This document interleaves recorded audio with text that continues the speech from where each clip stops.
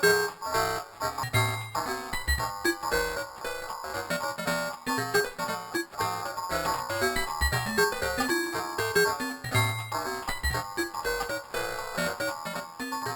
I'm Jason Cirillo. Welcome to another episode of the Robotube Games Bit Museum.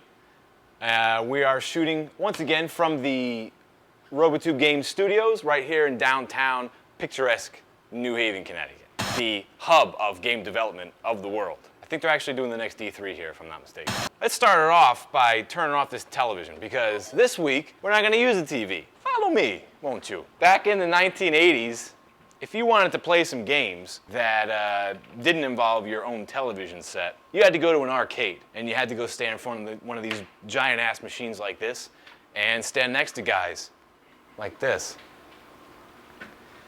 And it kind of smells like cauliflower. There were other ways to get around this, and your dad was probably tying up the television with Barney Miller or Benson, starring Robert Guillaume. There were other ways that you could play video games without using your television. You had things like this, these little handheld games, which, unless you were a Cro-Magnon, wouldn't fit in your hand.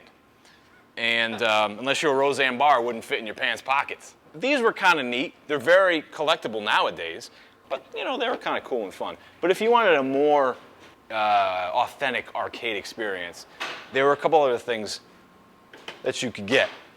Like this beast right here, which is the venerable Vectrex arcade system. I remember when I was a little kid, I saw one of these in the back of a Sears catalog, and I asked my parents for it, and they never ever got it. They'd never buy it for me. And it took me 20-something years later to go on eBay and buy one myself. It's not funny. So anyway, we have one of these things here with us today, and we're going to show it off. The Vectrex is a really interesting machine. Because shut the f*** up! Shut the f*** up! I'm trying to talk about the Vectrex, which is a vector arcade system. It was not a raster machine like most video game systems were. The Vectrex used vector graphics, and that makes this machine extremely unique. It was released around 1982. And it was developed by a system called Smith Technologies and distributed by GCE, I believe is the company. And this had a kind of a little cult following. It was nowhere near as big as your ColecoVisions or your Atari 2600s. But nonetheless, a really cool system. Let's power this thing up so you can have a look. The machine, as you can see, was only black and white because it was just like an Asteroids machine. It used lines to display its graphics, and they were purely black and white. Most of the games, I think all of the games, came packed in with these like acetate overlays, and you just snap these in right in your front, and then you were able to kind of simulate color. And you could play really cool arcade games like Scramble, for example, which is a Konami classic. And pretty interesting representations of them too. And of course you had your mainstays like your Asteroids clones and, you know, Tempest and things like that. And these are really fun to play. And you had this controller that came built into it, which is kind of like a little arcade controller. Really, really cool thing. And this required no television. You could just sit in the blackness of your room, all by yourself, all alone, friendless, and play this as much as you wanted. And that's what I do even today. The wacky thing about this machine, which is borderline disturbing, is that people still make games for this thing nowadays. Here's a great example of that. This is a cartridge with two games built onto it.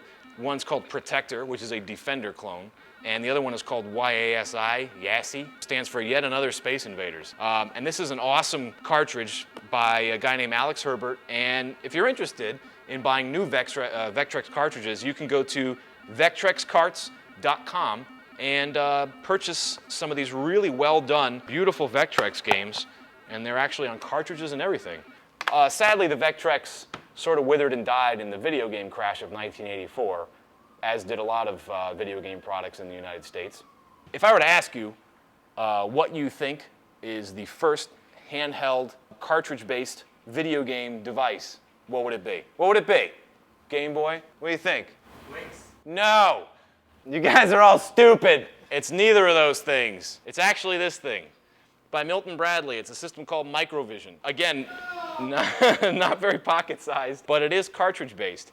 And the cartridges are basically the entire faceplate. This machine was actually released before this thing was released, and here's what's really interesting. The same guy created both. This guy, Jay Smith, created both of these gaming systems. So this was a guy who was thinking outside the box, literally, in game development. The cartridges come right off, and you can see the system's kind of naked without it.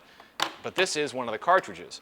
And the faceplate, the button controls, the program itself, they're all built in right into this little thing right here. And when you pop it in, puts down this faceplate, and then there's the contacts so that you can access the game code.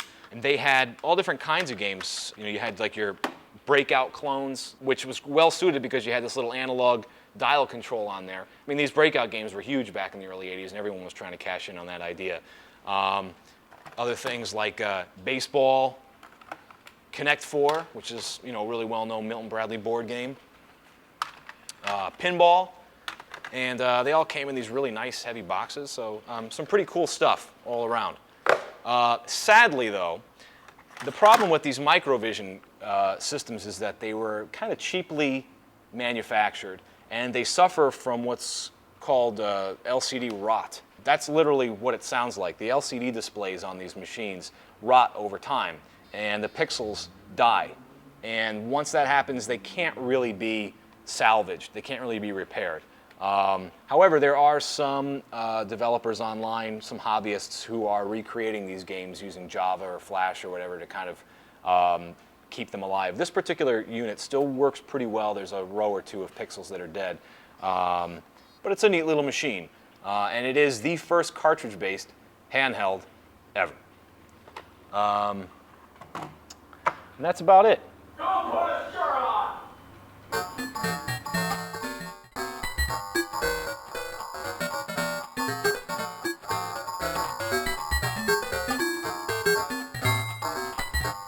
Woo! High score, sucker! You gotta check this out! The show's over.